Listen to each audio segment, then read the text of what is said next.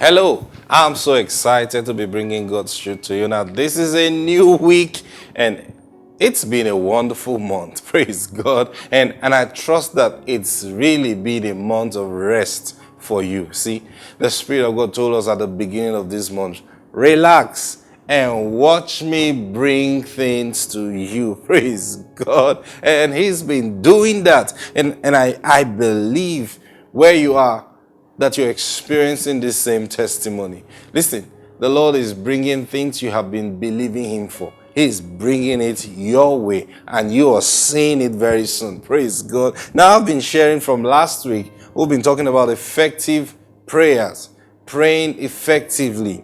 Praise God. And our text is from Luke chapter 18. And from verse 1, now I'm going to read some verses to you quickly, and I want you to follow because there's something I want to draw out. Verse 1, then he spoke a parable to them, that men always ought to pray and not lose heart, saying, verse 2, there was in a certain city a judge who did not fear God nor regard man. Now there was a widow in that city, and she came to him saying, get justice for me from my adversaries. And he would not for a while. But afterward he said within himself, though I do not fear God nor regard man, yet because this widow troubles me, I will avenge her, lest by her continual coming she weary me. Now that was what the just said. Remember, Jesus said this judge does not fear God. He does not regard anybody. Praise God. Now verse 6 says, then the Lord said, that's Jesus, hear what the unjust judge said. Shall God not avenge his own elect, who cry out day and night to him, though he bears long with them? I tell you that he will avenge them speedily. Nevertheless, now this is, one time Jesus asked the Jews, say, why do you not understand my speech? And he says, it's because you do not hear my words. Now look how Jesus did. He just told us this beautiful story, praise God, about this judge who would not fear God, who would not regard any man. But because this widow was troubling him, he didn't do it because he suddenly felt, oh, I think this woman deserves, I've heard her story. I think we should look into her matter. No, he did it because she was always troubling him. And then he said, you know what? If I don't answer this woman, she's going to weary me. Praise God. And Jesus now said something. And this is what I want you to see. Verse 8 again, he says, I tell you that he will avenge them speedily. Talking about God.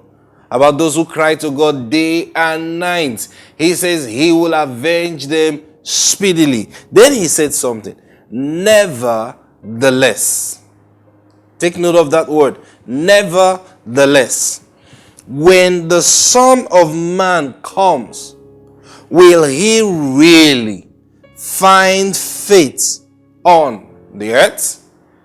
Now what's Jesus saying? He just told us the story, and the moral of this story is, if you trouble God enough, you will get an answer from him. Now that's exactly what this story is saying. Because it says, if that unjust judge, who does not fear God nor regard man, can respond to that woman's need because of her troubling him, then he says, will not God avenge his elect, who cry to him night and day, even if he stays for long? And Jesus assured you and said, he will avenge them speedily.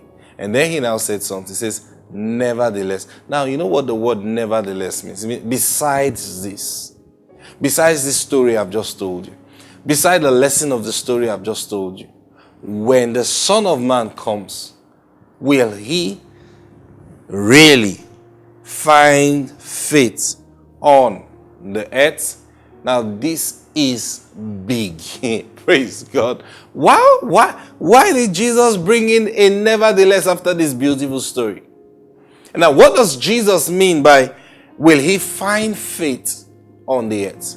He just told you, if you trouble God enough, God is going to answer you. Now he's saying that, besides that, will I still find faith on the earth? What does it mean, faith on the earth? Now, we've talked about faith on this broadcast before. Listen. There's one thing you need to understand about prayer, and that's this.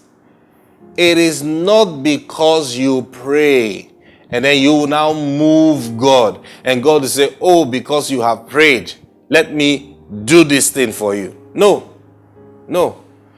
God already has planned out your life before the foundation of the world. God already has planned out everything about your life. The things you will get, the places you will go. He's planned everything that is supposed to be for your benefit. He's planned it out. Now, when you get to the point where you need to get something done, the spirit of prayer will come upon you. And then when you voice it out in prayer, now that's why God said in Deuteronomy, he says, I led you through the way you did not know, and then got you to the point, made you to hunger, and then fed you with manna that you did not know. Why? So that you will know that man does not live by bread alone, but by every word that proceeds from the mouth of God. Praise God. Listen. It's going to be a whole week of great teaching. So I want you to follow me because I have to stop here right now for today. Praise God. Listen, God answers prayers. And because he is God, so trust him, you will see the answer. Bye-bye.